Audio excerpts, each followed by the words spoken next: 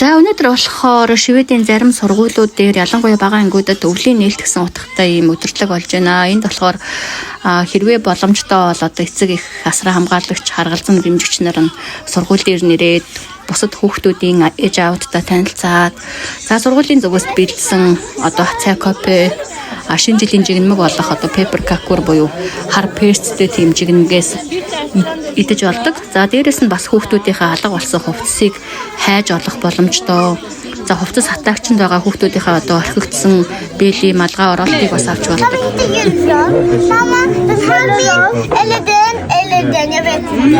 За энд одоо харж байгаачлан хүүхдүүдийн нөгөө өөрсдийн гараар будаж өнгөлсөн ийм хөөрхөн бөөрөнхий бөмбөлгнүүдээр зул сарын шинэ жилийн гацуур хийчихсэн байна. Жишээлбэл за ийшлээд явахаар ийм хөөрхөн бүтээл сэтгэлгээ хөгжүүлэх, ер нь бол гарын доорх материалаар хүүхдийн бүтээл сэтгэлгээ хөгжүүлэх маш бага зардлаар ингэж юмхнаар юм хийж сурах одоо ухааныг хичээлээс илүүтэй заадаг. Энд болохоор харж байгаачлан одоо өндөгний хайрцаг за мөн одоо заримны иш цаас зэрэг зүйлээр ийм хөөрхөн хотхон байгуулсан байна.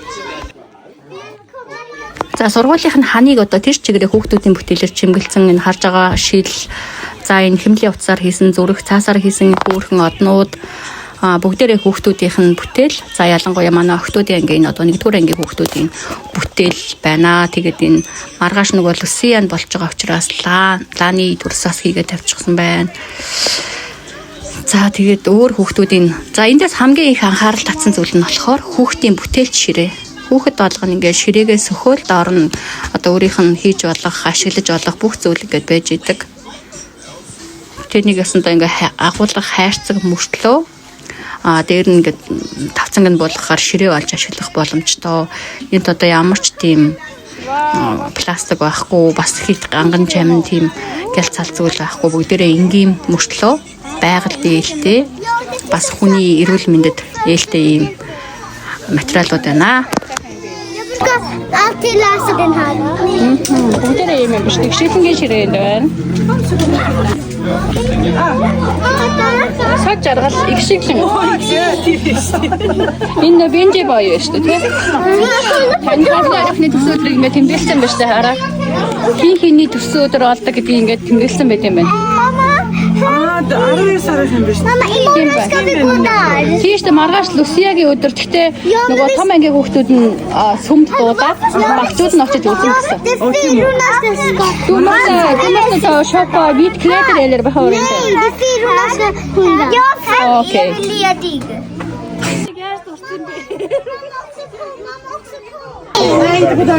Мама, лунчтар энэ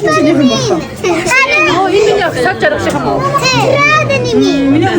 Тод жаргах юм дээ шүү дээ. Яа, гоё хэлж.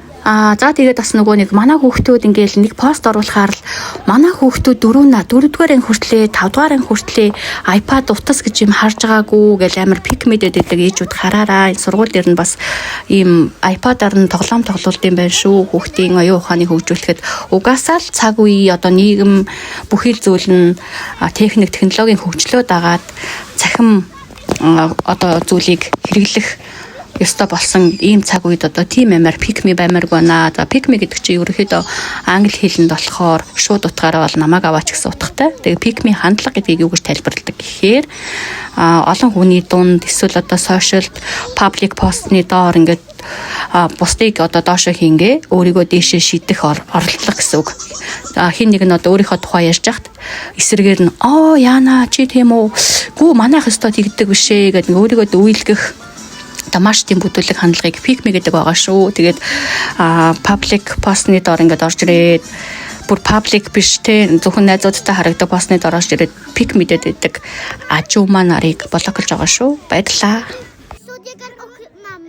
За энэ харагдаж байгаа тоглоом ингээ ахуйт гэдэг тоглоом байна. Хүүхдүүдийн iPad-аар очиод дэлгэцэн дээр гарч иж байгаа QR кодыг уншуудаад өөрийнхөө нэрийг хийгээд за дараагийн алхам нь яадаг вэ гэхээр одоо мэдлэг шалгах асуултууд гарч ирд юм байна.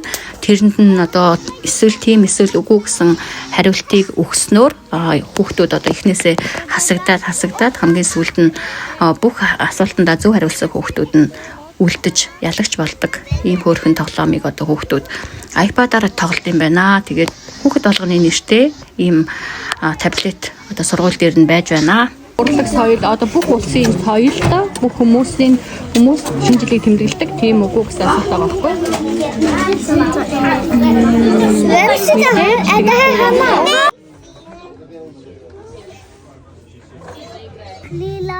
Өнөө өглөөх нь надаас найз маань одоо Монголд их орондоо их нутагта багшилдаг нэг найз маань надаас асуусан. За би ингээд нэг судалгааны ажил хийж байгаамаа.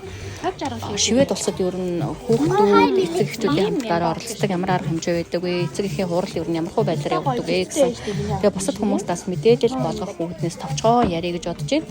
За ерөнхийдөө хоёр янзын уулзалт байдаг. Эхнийх нь болохоор нийт дунд нь эцэг эхчүүдийн бүгднгийн ураад яг өнөөдрийн арга хэмжээ шиг сургуулийн зүгээс бэлдсэн нэг зүгсэн байлуу цай копитой тийм уулзалт болоод за багш нар нь бүгдээрээ ээлжлээд тэр жил одоо тэр үйлрэлт юу хийх гэж байгаа, юу хийсэн, ямар арга хэмжээнүүд болсон, хүүхдүүд ер нь цаашид яавар зүгээр вэ гэдгийг одоо нийт дунд нь ярьдаг, хин нэг онцолж ярьдаг гэсэн үг.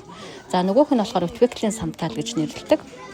Форелдрээр мото гэдэг нь санийх байхгүй нөгөө асар хамгаалагчны уулзалт гэдэг нь эхнийх нь. Тэгээд өтвеклийн самтал гэдэг нь болохоор одоо нэг бүрчлэн эцэг эхчүүдтэй ганцаарчлан уулздаг. За тэр үедээ болохоор одоо танаа хүүхдтэй тийм хичээлдээ илүү сайн байгаа. Тэгээд найз нөхдөдөө нийтдээ байгаа байдал тийм байгаа. Эсвэл хоцорч байгаа, хоцрохгүй байгаа ч гэдэг юм уу.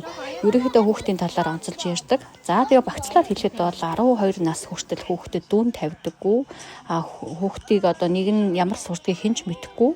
Сурлагадаа сайн юм уу, муу юм уу гэдгийг ер нь хинч мэдэхгүй. Дээрэс нь гэрийн даалгавар бол өгдөггүй. Гэхдээ уншиж сурж байгаа хүүхдүүдэд болохоор хүүхдийн ном өгөөд тэр номны одоо нэг нүрийг уншаад эндээс ойлгосноо ингээд тэмдэглээрээ гэсэн тийм бүглэх хэвээр текст өгдөг, тест өгдөг. За ийм байдлаар явагддаг. Тэгээд нөгөө аав ээж би ч гэдэг юм уу эцэг их нь оролцоод тэг бүгдээрээ олонний өмнө гараад яг тийм төрлийн тэмцээн уралдаан болдоггүй.